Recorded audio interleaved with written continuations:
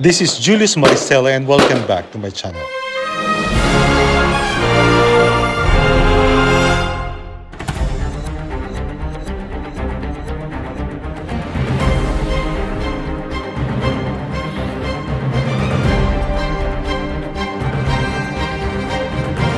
Welcome to the Cradle Walk.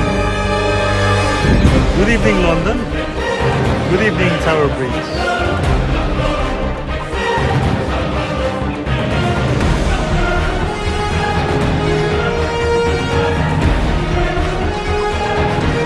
We're going to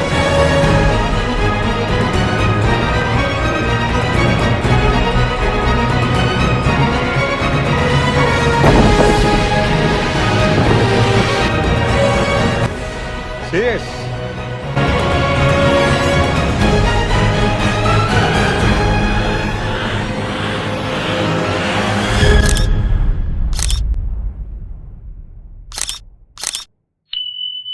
Good morning, everyone. We are here now at Kensington Palace, and of course in celebration with the Queen's Platinum Jubilee. I would like to vlog a part of some historical areas of Kensington Palace where Lady Diana was living before, and I believe Prince William and Kate is living here at the moment. So we'll see, and of course this is an opportunity for you to tour around. So let's go. Cheers.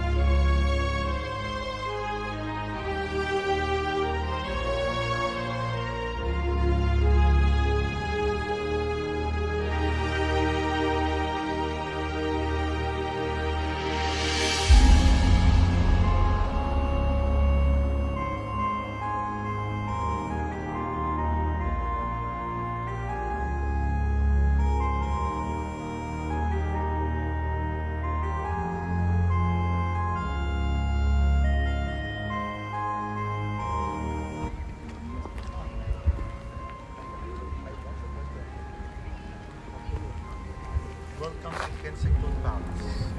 This is one of the royal residences here in South Kensington. And of course, by coincidence, I am wearing a Union Jack flag, but of course in black and gray. But in celebration of the Platinum Jubilee of Queen Elizabeth, is very appropriate for us to visit these beautiful palaces in London. So welcome and enjoy the tour around. Cheers!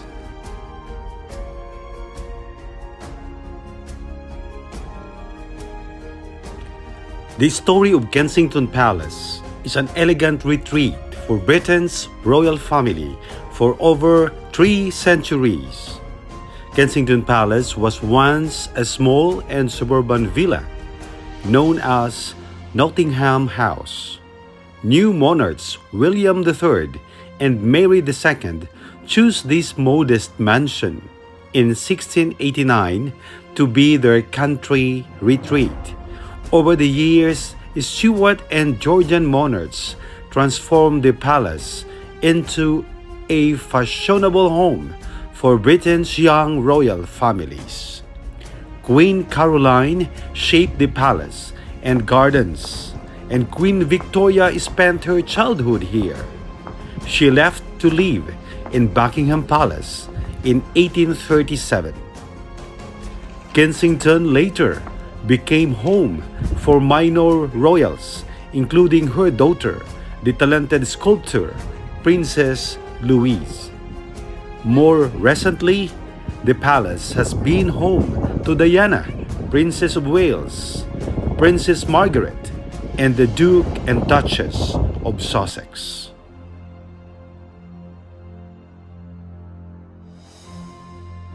The Kensington Palace today remains home to members of the royal family, including the Duke and Duchess of Cambridge and their children. Kensington Palace was also the first marital home of the Duke and Duchess of Sussex.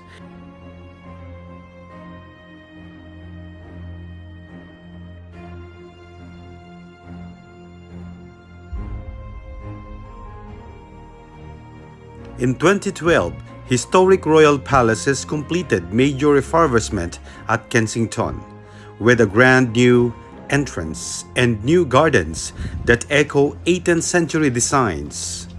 Kensington Palace has been restored to the prominence of its heyday.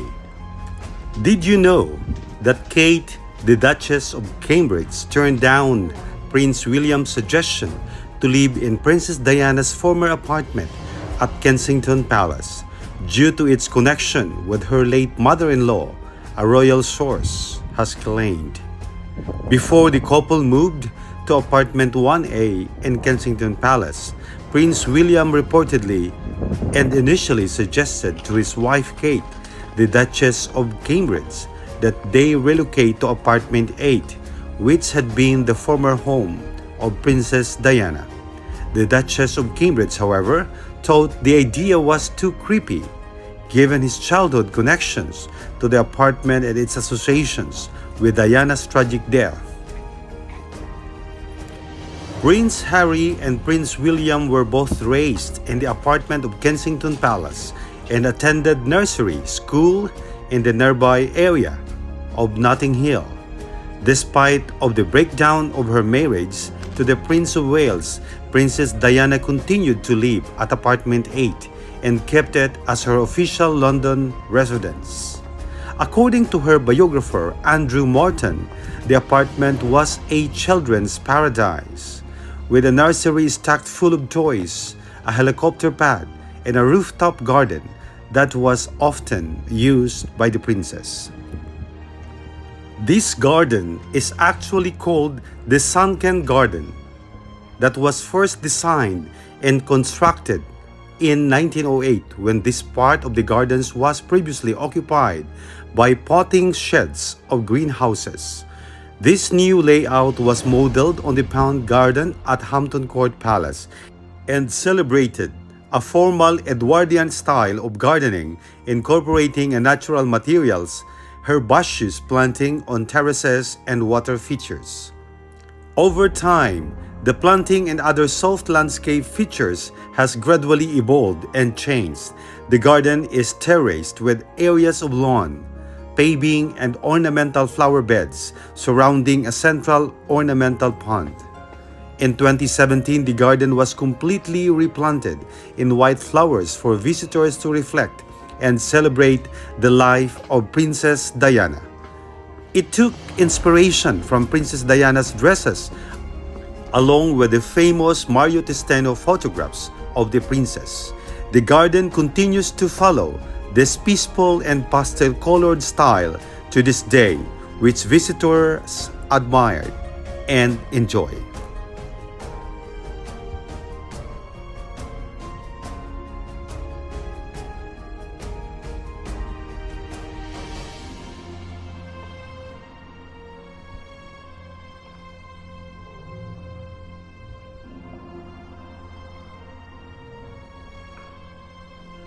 Guys, this is the garden of Princess Diana when she was living at Kensington Palace.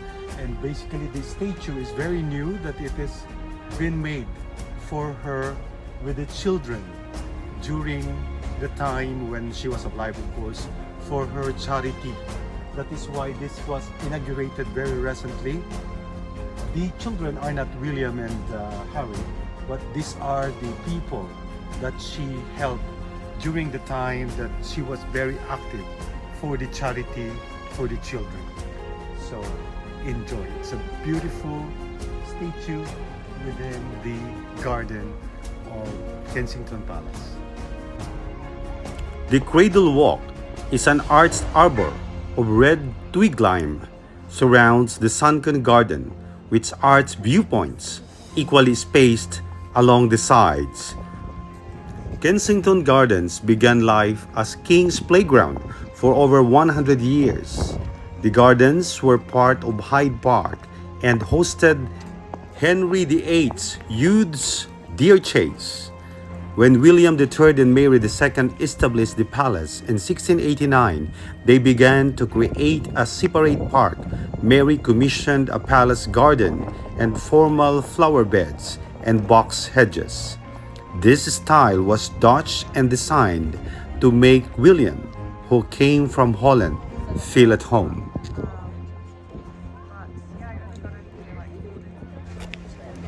Guys, welcome to Kensington Palace.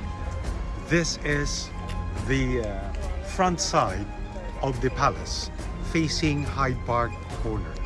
Hyde Park, facing Hyde Park, and you could see the statue of Queen Victoria and the Kensington Palace itself.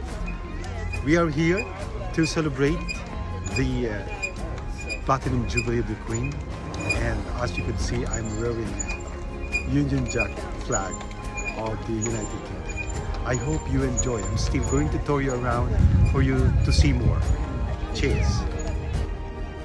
A statue of Queen Victoria stands near Kensington Palace. It was sculpted by Victoria's fourth daughter, Princess Louise, Duchess of Argyll, and erected in 1893. The statue was made from white marble on a Portland stone base. It depicts Victoria's age 18, seated her coronation robes, resembling the painting of Victoria at her coronation by Sir George Hayter. Queen Victoria was born in Kensington Palace in May 1819 and spent most of her early life until she ascended to the throne in 1837. This statue was made to celebrate the Golden Jubilee of Queen Victoria in 1887, but took some years to complete.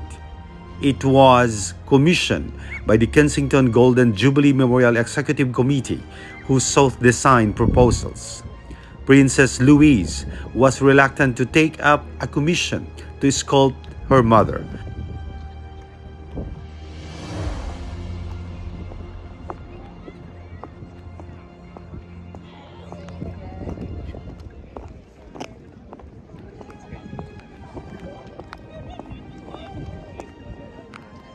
During 1728, Queen Caroline began to transform the 242 acres of Kensington Gardens into the park we know today. She created the Serpentine Boating Lake and the Long Water, as well as the Broad Walk and Round Pond. These are now in Kensington Gardens and looked after by the Royal Parks. For most of the 18th century, the gardens were closed to the public, except on Saturdays and only to the respectably dressed. The intriguing garden was admired by Samuel Pepys, amongst others, as a mighty, fine, cool place, with a great layer of water in the middle.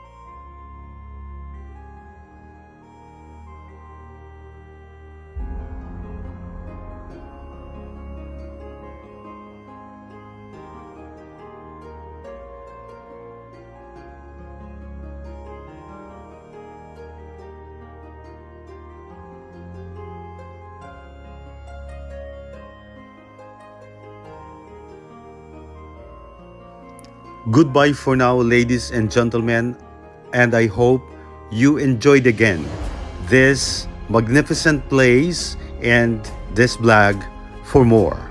Please don't forget to like and subscribe to my channel.